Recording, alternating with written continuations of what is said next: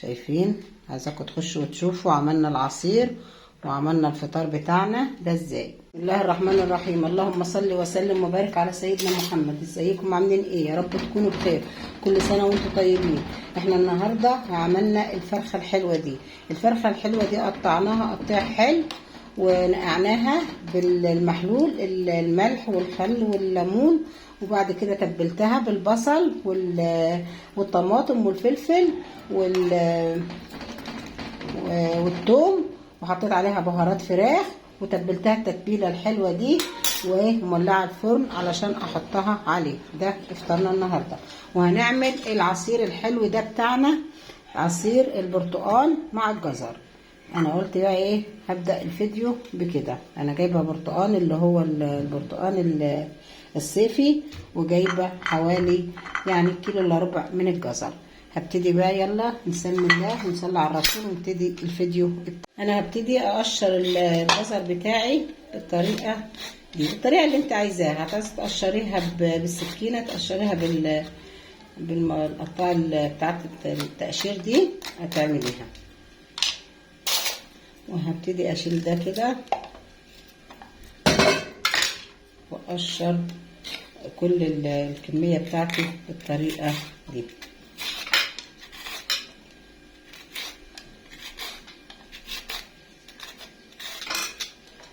انا هقشر كل الكميه كده،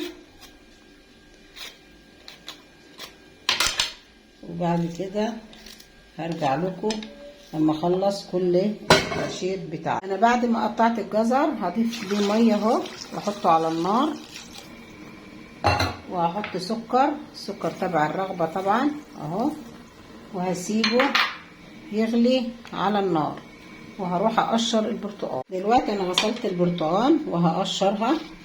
هقشر البرتقال، مش هخلي فيه القشره البيضه دي خالص. هتقشري كده، قشريها تقشير كويس اهو، مش هنخلي فيها القشره البيضه علشان بتمرر البرتقال اهو. هقشر كل الكميه بالطريقه اللي انت شايفاها دي.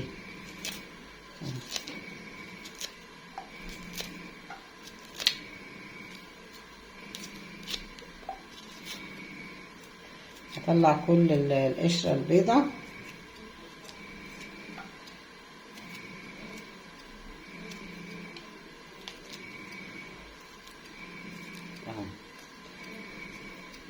هقشرها كمان اهو. هشيل القشره البيضه دي خالص اهي، على قد ما تقدري تطلعي القشره البيضه اهو.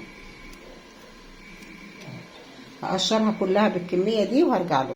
انا كده قطعت البرتقال اهو تقطيعه حلوه، وشلت البذر منه.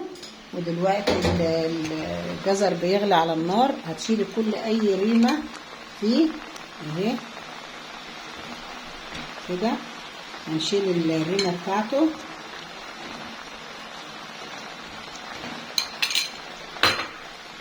هقلب. هو خلاص الجزر معايا استوى. انا هطفي كده عليه واخليه يبرد شويه، وبعد كده هعمل العصير. شايفين الجزر بتاعنا؟ انا عندي حته من الجمر الدين، انا كنت حطاها في الفريزر، فهطلعها احطها معاه اهي. هسيبها تسيح مع الجزر.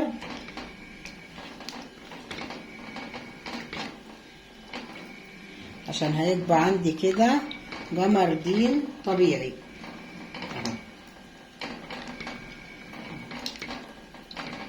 هسيبها تسيح كده معاها.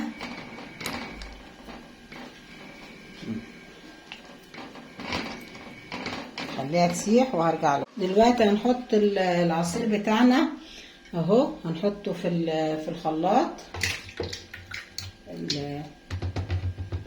المشمش اللي هو القمر الدين مع الجزر مع شرايح البرتقال.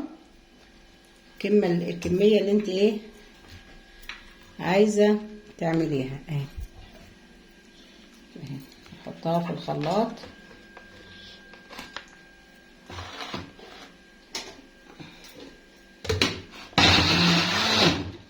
هنحط ميه عشان يمشي معانا.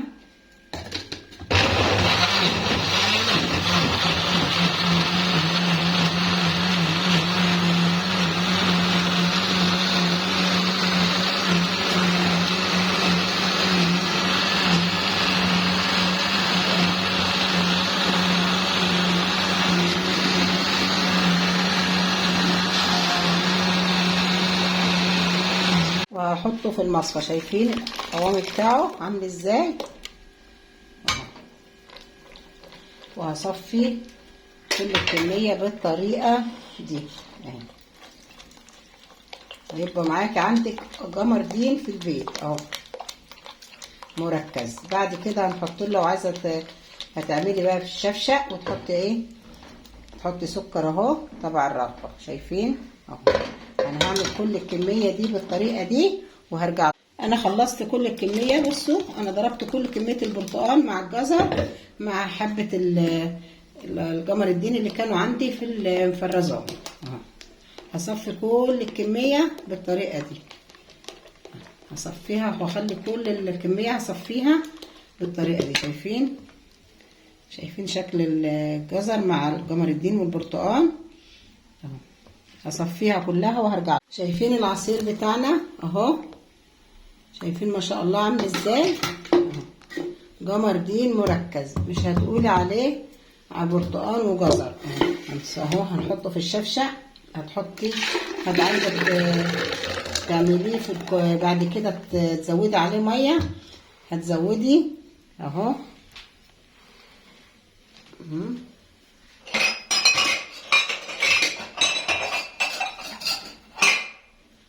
اهو احنا عملنا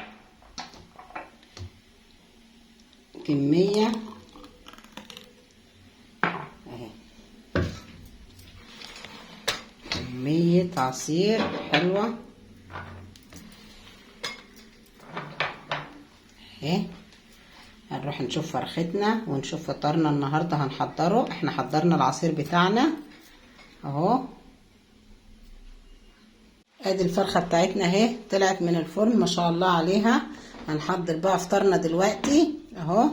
شايفين الفرخه وحلاوتها، وادي العصير بتاعنا. عايزاكم تخشوا وتشوفوا عملنا العصير الحلو ده ازاي اهو. شايفين حلاوته، عصير مركز. عايزه تحطيه في ازاز وتحطيه في التلاجة وتعملي منه كل يوم. عايزه تشربيه كده، ده مركز اهو.